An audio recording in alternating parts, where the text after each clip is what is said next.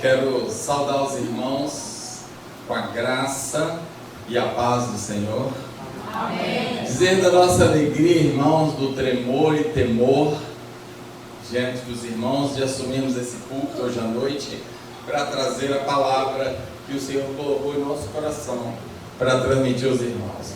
Eu trago inicialmente, irmãos, as saudações da Igreja Batista Ágape de Campinas, em especial a saudação do pastor Roberto, que ainda hoje de manhã me recomendou: não vai esquecer de saudá-los, não vai esquecer de mandar o meu abraço, não vai esquecer de dizer que eu estou mandando uma saudação especial. Então eu faço aqui em nome do pastor Roberto. Quero agradecer o honroso convite do pastor Nazareno, quero agradecer a confiança da entrega do púlpito hoje à noite e dizer, irmãos, que nós nos sentimos muita vontade e há pelo menos 4 motivos, 4 razões pelas quais nós nos sentimos muita vontade hoje à noite. Em primeiro lugar, porque o reino é o mesmo. Amém? Em segundo lugar, porque nós estamos em nossa igreja, nós estamos na igreja Ágape. Então, nós somos do mesmo corpo. Nós estamos em casa, irmãos, pelo que esse casal, pastor Nazareno e irmã Cláudia, tem feito conosco durante esses dias. Irmãos, não fazem ideia. Estamos sendo muito bem cuidados. Desde a recepção ali no aeroporto, ao traslado até a pousada, Deus tem sido maravilhoso através desses irmãos e isso nos faz sentir muita vontade. E finalmente, queridos, nós estamos à vontade, porque nós estamos em meio de vocês, sendo recebidos por cada sorriso, por cada palavra, por cada carinha tão afetuosa, que realmente nos faz muito bem.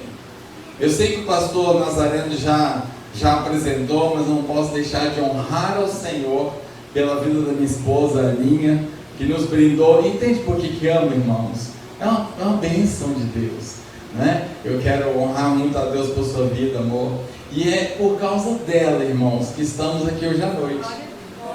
No último dia 17, fizemos 27 anos de casado.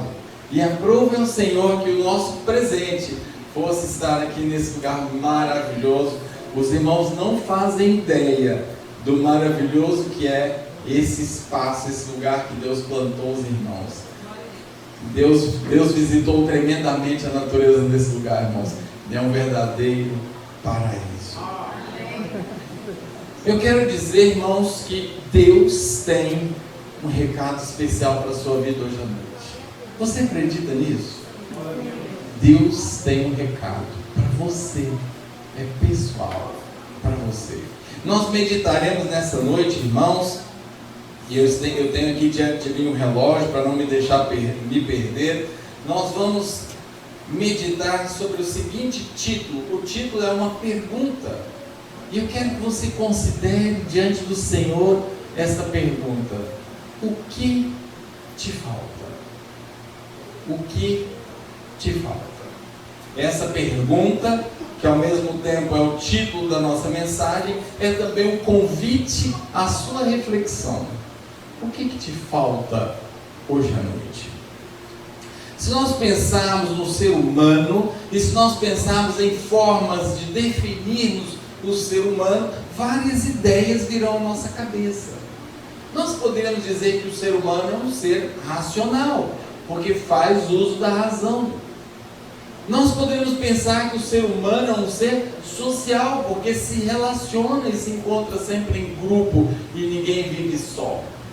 São conceituações interessantes acerca do ser humano, mas eu quero trazer uma que provavelmente é para você, sui generis. Quero trazer hoje à noite: o ser humano é um ser incompleto. Já parou para pensar nisso? O ser humano é um ser incompleto. Temos necessidades e desejos, e essas necessidades vão nos compondo ao longo do tempo. Interessante, talvez a gente, visitando os dicionários, pudéssemos pensar que necessidade é aquilo que não pode faltar, o que é indispensável, aquilo que é primordial. Todo ser humano tem necessidades todo o tempo.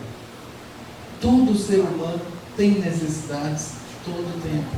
É por isso que te fiz a pergunta: o que te falta? O que te falta? E é interessante, irmãos, que nós, na verdade, devemos nos relacionar com Deus pelo que Ele é.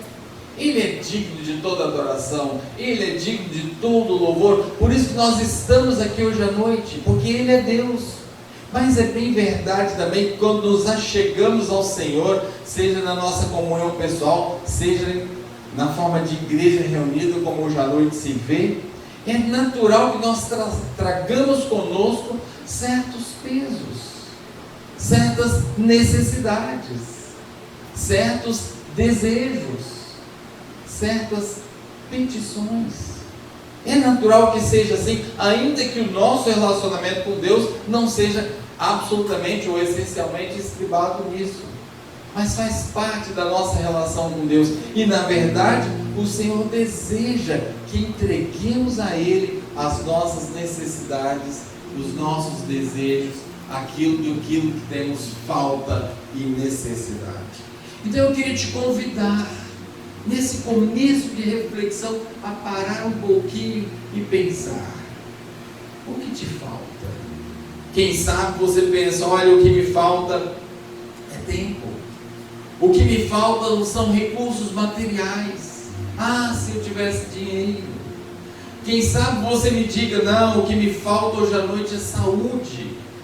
Nós que tão recentemente, irmãos, sentimos o peso do que é não ter saúde, quando nós, como povo brasileiro, como povo mundial, fomos tão assolados por essa pandemia. Talvez seja saúde, talvez seja alívio de dores a sua necessidade hoje à noite, talvez seja restauração de relacionamentos, restauração da família, talvez seja o seu casamento, uma relação com o pai, com a mãe, com o filho. Qual é a sua e a minha necessidade hoje à noite? E às vezes nós nos sentimos tão constrangidos, irmãos, por termos necessidades. Mas me permita falar uma coisa para você: é característico de ser gente ter necessidade. Olha que interessante. Por isso que eu dizia que o ser humano é um ser incompleto, que estão sempre tendo necessidades. E pensando assim, irmãos, talvez a gente pudesse categorizar as necessidades em 4 grupos. Eu queria apresentar esses grupos para os irmãos hoje à noite. O primeiro grupo de necessidades, irmãos, são as necessidades vitais. Precisamos beber água, comer, dormir. Interessante a gente pensar nisso. São necessidades das quais depende a nossa própria vida. Por isso que são necessidades vitais. Mas também nós temos uma segunda categoria de necessidade, que são as necessidades que se relacionam, ou que dizem respeito à nossa estabilidade. Todos nós precisamos de um abrigo, todos nós precisamos de sentir paz, segurança, tranquilidade. Interessante essa segunda categoria de necessidade. A terceira categoria, irmãos, diz respeito à autorrealização. Autoestima, crescimento, desenvolvimento, criatividade, autonomia, realização. Em última análise, é por isso que nós estudamos, é por isso que nós trabalhamos. Interessante pensarmos nessa categoria de necessidades. E finalmente, queridos, a quarta categoria de necessidade diz respeito à nossa sociabilidade. Lembra que dissemos que o homem é um ser social? Que ninguém é uma ilha isolada que vive sozinho? Nós precisamos, queridos, de uma inserção social. E aí nós podemos pensar em vários aspectos: poder, reconhecimento das pessoas, prestígio, sentir-se querido, sentir-se amado, pertencer a um grupo, ser incluído num grupo. São necessidades, irmãos, relativas à nossa sociabilidade, à nossa inserção social. Trazendo para a vida cristã, curiosamente, são também 4 categorias que nós podemos pensar. A primeira categoria, irmãos, diz respeito à salvação. Também é uma necessidade vital. Um dia fecharemos os olhos para essa existência, se Jesus não voltar antes. E em fechando os olhos para essa existência, estaremos diante do Senhor. E precisaremos do selo da salvação para ter franqueado os portais eternos. Salvação. A segunda necessidade é sustento e companhia. É interessante pensar que a palavra nos diz que os anjos do Senhor se acampam ao nosso redor. Olha que cuidado. Você já parou para pensar que não podemos garantir nem mesmo o nosso próximo batimento cardíaco? Ele que nos sustém. É o segundo grupo de necessidade aplicado à nossa vida espiritual. A terceira necessidade, irmãos, é muito importante. Diz respeito à caminhada cristã, a nossa carreira com Cristo. Nós precisamos de crescimento espiritual. E é por isso que nós estamos reunidos em igreja, para crescermos espiritualmente. Você não pode ser o mesmo crente de 10 anos atrás, quando aceitou Jesus. Se você é, como diz a palavra, criança que ainda precisa de leite, assim como na época que se converteu, alguma coisa está errada. Não podemos, queridos, parar no tempo e não crescermos espiritualmente. Essa necessidade é imperiosa. Não é uma escolha, vou escolher crescer. Não, senhores. É necessário, é urgente crescermos com o Senhor. E aqui, irmãos, a gente pode parar um instante e pensarmos: quais são as ferramentas do nosso crescimento? A comunhão com os santos, a frequência à igreja, a leitura da palavra de Deus. Quanto tempo você e eu gastamos? Acabou a semana ontem, hoje Deus está nos dando uma nova semana. Quanto tempo você gastou com a palavra de Deus? Temos tempo para redes sociais, temos tempo para nos atualizar, mas quanto tempo gastamos, investimos com a palavra de Deus? Há um diálogo, queridos. A palavra fala e nós falamos pela oração. E aí precisamos pensar: temos orado? Temos buscado ao Senhor?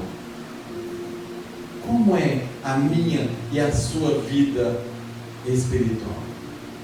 E finalmente, queridos, a quarta necessidade.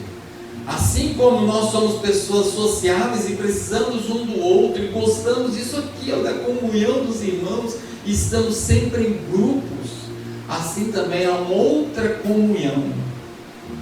Há uma comunhão vertical. Nós precisamos dessa sociabilidade, desse vínculo com o Senhor. Esse vínculo é um vínculo saudoso, irmãos. Lá atrás, no Adão antes do pecado, sabe o que acontecia? Todos os dias, num paraíso provavelmente parecido com Jericoacoara, na viração do dia, lá vinha o Senhor. Pensou nisso?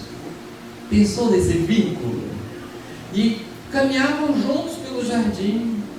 Adão aproveitava para contar ao Senhor que nome havia dado para os animais que ele havia descoberto. E Deus autenticava, Deus dizia: é exatamente esse nome que vai ter. Que bênção! Nós precisamos caminhar, irmãos, na direção desta quarta necessidade. É pensando com esse pano de fundo, é com essas necessidades em nossa cabeça, em nossa mente, que eu quero convidar os irmãos a abrir a palavra. Eu tenho certeza que você bem poderia recitar esse texto de cor. Ele é muito conhecido. eu queria convidar os irmãos a abrirem suas Bíblias no Salmo 23. E eu quero pedir licença para o pastor Nazareno aqui para fazermos diferente. Hoje não é o pregador que lerá a porção da palavra de Deus. Nós declararemos, irmãos, juntos esses 6 versículos. São 6 versículos mais maravilhosos da palavra de Deus. Eu quero que você desfrute. Eu quero te convidar a se deleitar com o Salmo 23. O Salmo 23 contém riquezas espirituais impressionantes. Vamos dizer juntos, então, o Salmo 23, ainda assim assentados, mas sem nos esquecermos da reverência com a palavra de Deus. Vamos a uma só voz? Eu sei que versões podem ser diferentes, mas vamos tentar um grande jogral, irmãos, em uníssono, declarando a palavra de Deus. O Senhor é o meu pastor, nada me faltará. Deitar-me faz em verdes pastos, guia-me mansamente às águas tranquilas, refrigera a minha alma. Guia-me pelas veredas da justiça, por amor do seu nome. Ainda que eu andasse pelo vale da sombra da morte, não temeria mal algum, porque tu estás comigo. A tua vara e o teu cajado me consolam. Preparas uma mesa perante mim, na presença dos meus inimigos. Unges minha cabeça com óleo e o meu cálice transborda. Certamente que a bondade e a misericórdia me seguirão todos os dias da minha vida, e habitarei na casa do Senhor por longos dias. Que maravilha, irmãos! E se você não sabe ainda essa maravilhosa porção da palavra de Deus de cor, eu quero te desafiar. Memorize. Eu confesso aos irmãos que não há um só dia em minha vida em que eu não repita, em que eu não me delicie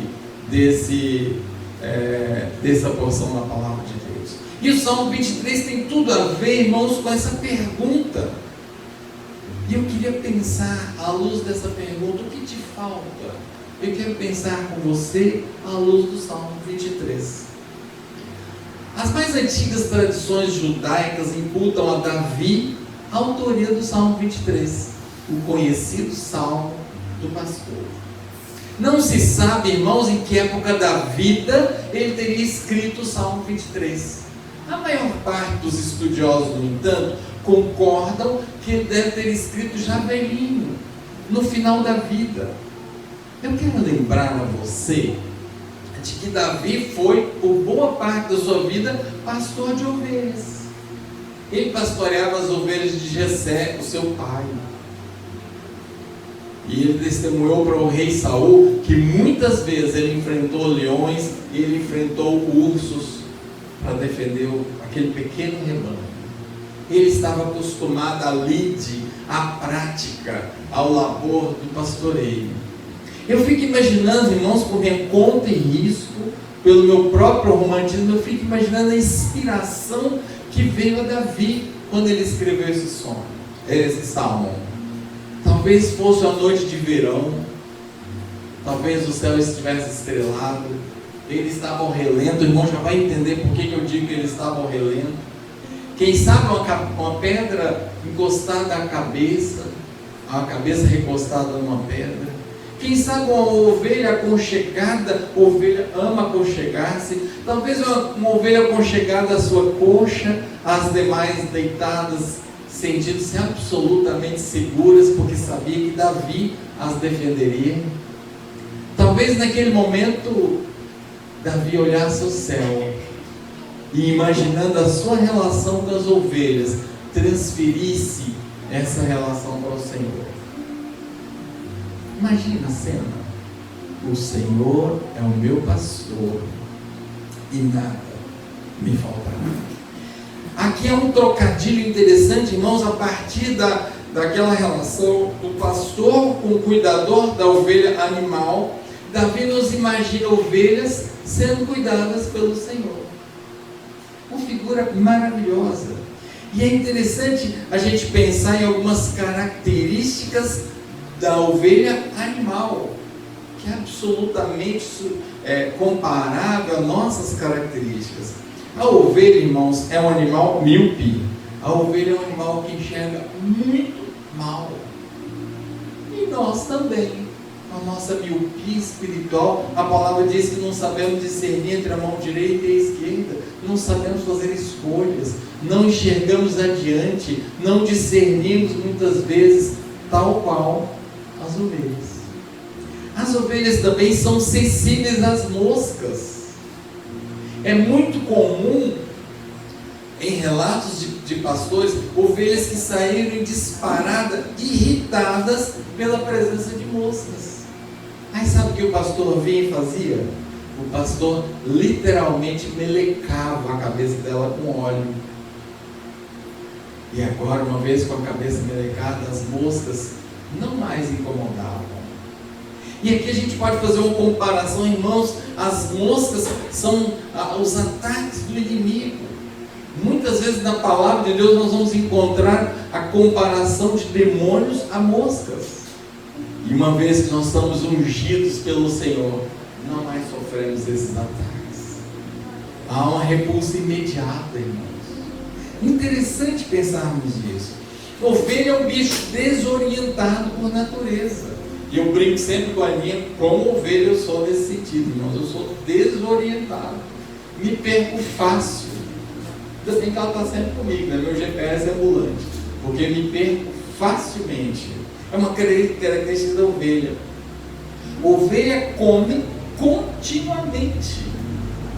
Ovelha dá cabeçadas. Ovelha se desentende facilmente e se copeia com cabeçadas. Disputam as fêmeas as cabeçadas. E aí lembram-se daquela unção do óleo? Aquela unção evita que o trauma cabeça com cabeça seja violento. Muitas ovelhas, irmãos, morriam de traumatismo craniano. Tal era a violência das cabeçadas. E é interessante nós pensarmos que quando nós somos ungidos pelo Senhor, nossas cabeçadas, nossos desentendimentos são muito mais suaves. Quanto mais ungidos, menos cabeçadas. Menos violentas são as cabeçadas. As ovelhas são medrosas, são tímidas, são também teimosas, são desprovidas de mecanismos de defesa pessoal. A ovelha não tem garra, não tem dente, não tem nada. Ela é um animal frágil e indefeso. Facilmente se torna vítima, se torna presa de um predador. Por isso que ela precisa do pastor, assim como nós também precisamos de um pastor. Na lide, irmãos, do cuidado das ovelhas, havia um movimento interessante. Você precisa entender esse movimento para que nós cheguemos lá nas suas necessidades.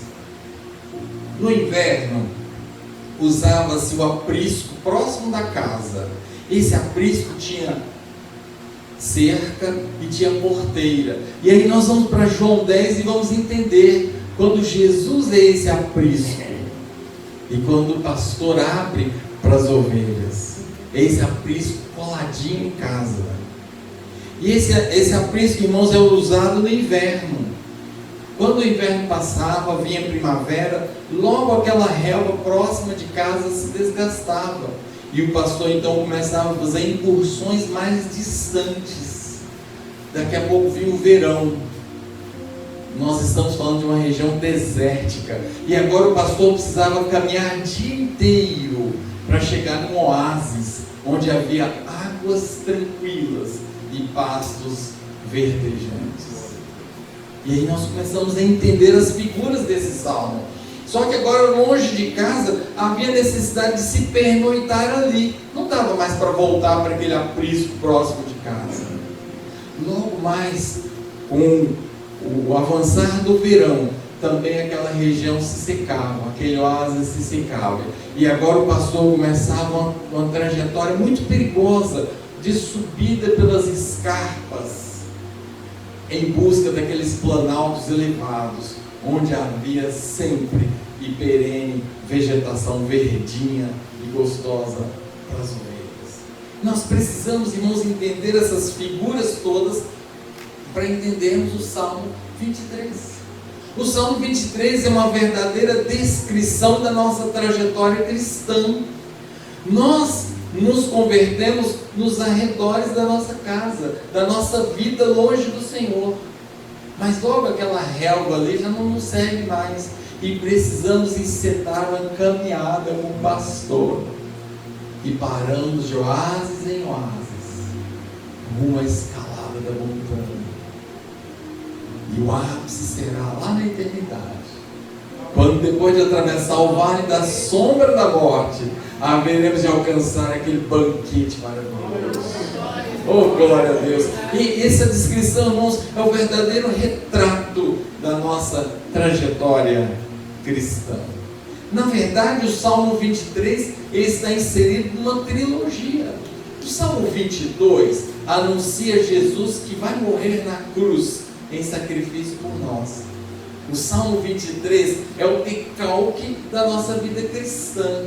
E o Salmo 24 é a recepção gloriosa do Cordeiro ressurreto adentrando os céus. Levantai, ó portas, as vossas cabeças. Eis que vem o Rei. Agora Jesus está glorificado, Ele venceu a morte. É nesse contexto, irmãos, que precisamos entender o Salmo 23. O Salmo 23, que era aclamado, que era recitado nos batismos da igreja, dos pais da igreja, na era da patrística. Quando o batizando era submerso às águas, a igreja dizia: o Senhor é o meu pastor. Quando retornava das águas, ele completava: e nada me faltará. É sem dúvida nenhuma, irmãos, a porção da Bíblia mais lembrada, mais decorada, mais repetida, mais cantada de todo o tempo. Que riqueza é! E eu poderia concentrar para os irmãos todo o salmo nessa única frase: o Senhor é o meu pastor e nada me faltará. Lembra-se da pergunta: que te falta? E agora a gente precisa começar a pensar, irmãos, quem é esse que vai me prover as faltas? Quem é que vai me prover as necessidades? A palavra de Deus usa a palavra Yahvé. E nesses 6 versículos, irmão, nós vamos encontrar 7 nomes de Deus ao longo da descrição do Salmo 23. O primeiro é Yahvé Raá, o Senhor é o pastor. É Ele quem cuida de nós. É Ele quem nos está pastoreando, cuidando, trazendo as necessidades resolvidas. Mas também veremos Jiré, o Senhor que tudo provê. De nada terei falta.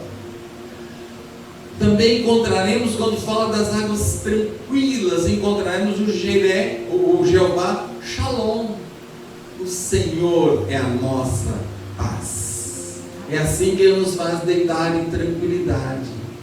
Encontraremos Rafá, o Senhor é quem nos cura, o Senhor que nos alivia dos nossos males, quando Ele diz que refrigera a minha alma.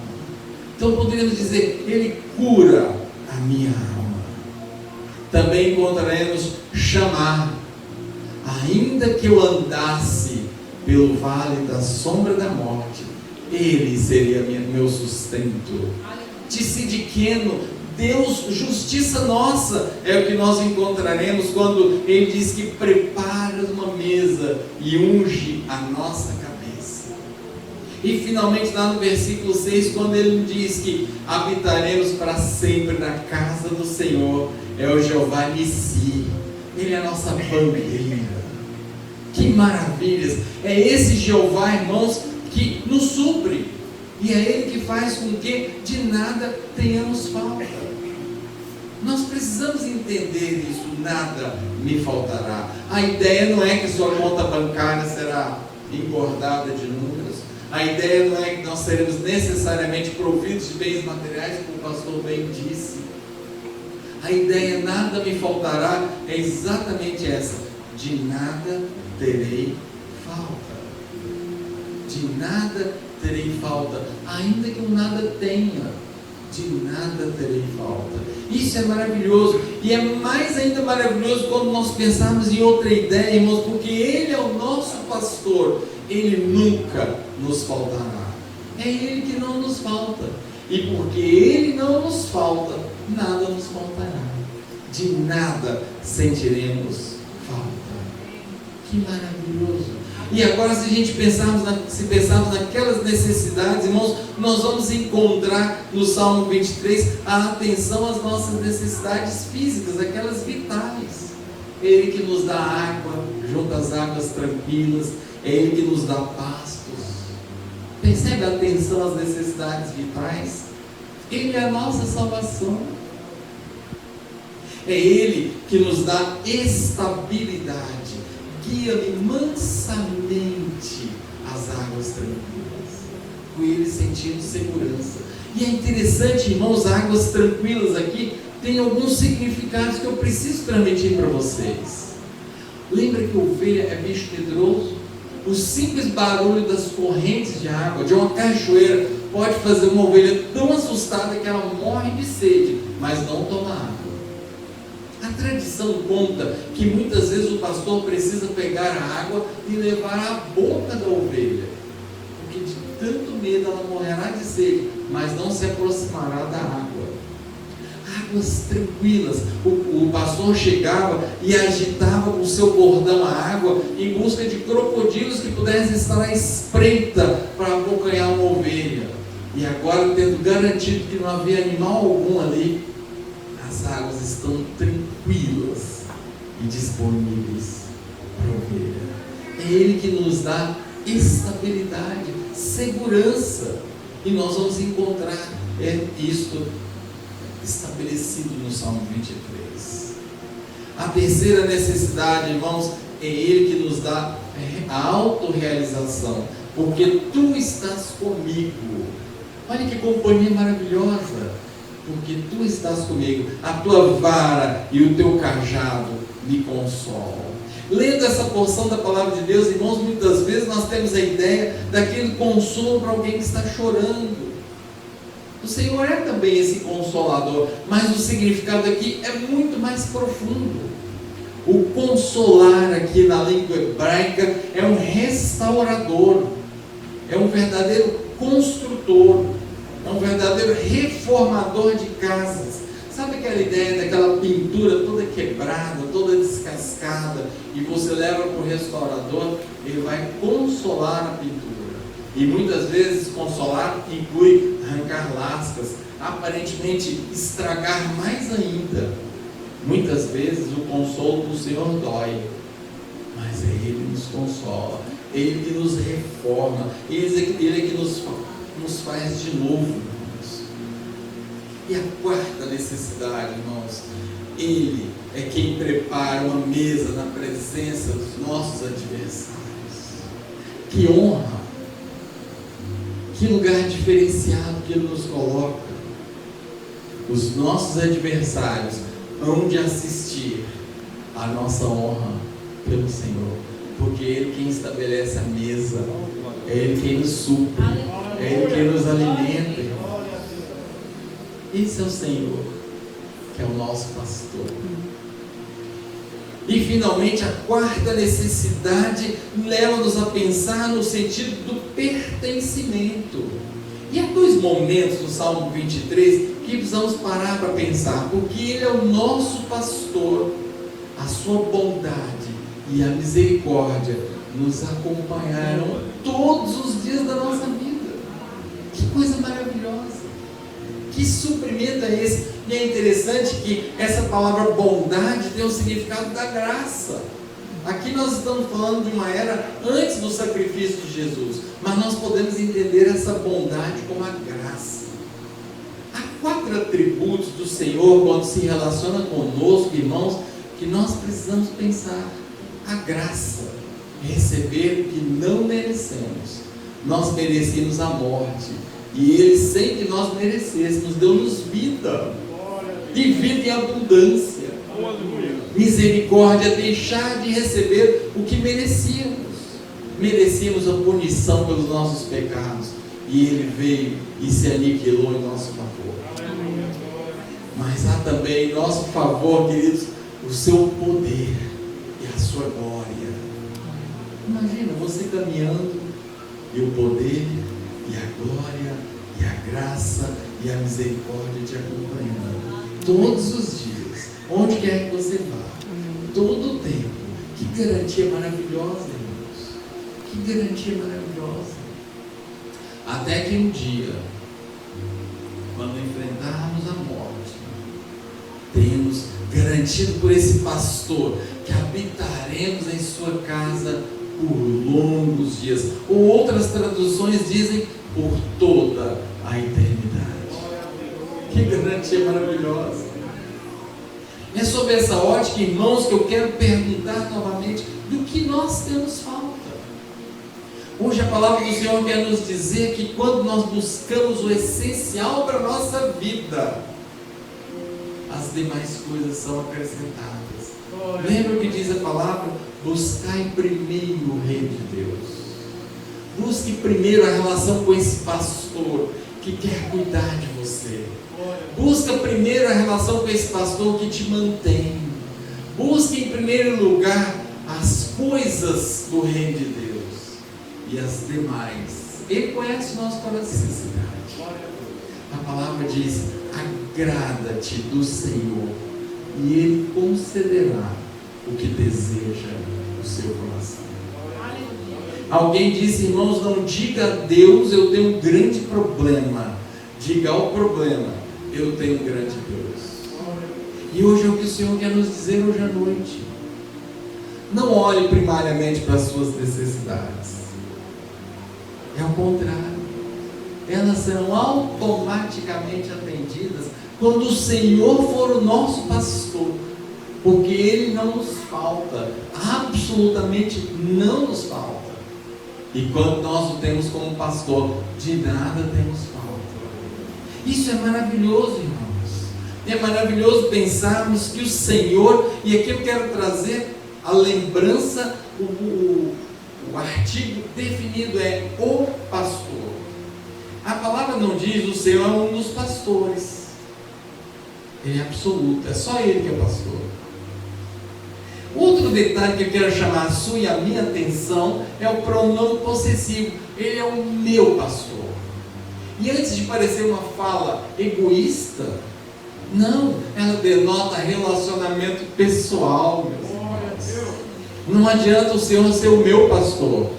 Não adianta o Senhor ser o pastor de vocês e não ser o meu. É na experiência pessoal de cada um de nós. Por isso que a palavra diz: o Senhor, o Todo-Poderoso Criador dos céus e da terra, é o meu pastor. A palavra de Deus diz que Deus olha dos céus e enxerga os homens. Já imaginou? Não conseguimos conceber isso na nossa mente. Como é que pode bilhões e bilhões de filhos de Deus, de pessoas que declaram o nome do Senhor, que o tem como pastor, Ele olha do céu e vê cada um. Ele nos conhece pelo nome. Ele sabe o número dos fios do nosso cabelo. Aliás, nenhum deles cai sem a permissão específica do Senhor. Que maravilha que é essa, irmãos? É desse Senhor que nós estamos falando. É esse Senhor que quer ser o meu e o seu pastor. É a esse Senhor que precisamos entregar essa nossa necessidade. Sabendo, queridos, que Ele nunca vai nos faltar. Aconteça o que acontecer. Ainda que seja o vale da sombra da morte. O vale da sombra da morte é aquele dia difícil. É aquela dificuldade, é aquela tribulação, mas também pode ser literalmente o dia da nossa morte. Ele não nos abandonará. Ele estará sempre conosco. Essa é a nossa certeza. Apresentemos a Ele as nossas necessidades. Apresentemos a Ele os nossos desejos. Cuidemos de ser amparado. Aceitemos quando a sua vara e o seu cajado for executado sobre nós. A vara servia para bater nas pernas da ovelha. O cajado servia para puxar pelo pescoço aquela ovelha teimosa que ia se esgueirando pelo caminho ruim. É por isso que a palavra de Deus vai dizer: povo de dura serviço, de pescoço duro. Eu puxo e ele volta. Aceitemos o cuidado desse pastor. Declaremos: Ele é o meu pastor. Com sinceridade diante de Deus. Porque Ele tem cuidado de nós. Ele conhece o nosso coração. Ele conhece as nossas necessidades. Do que eu e você temos falta? Nada nos faltará, se Ele for o nosso pastor. Que Deus abençoe nós. Amém.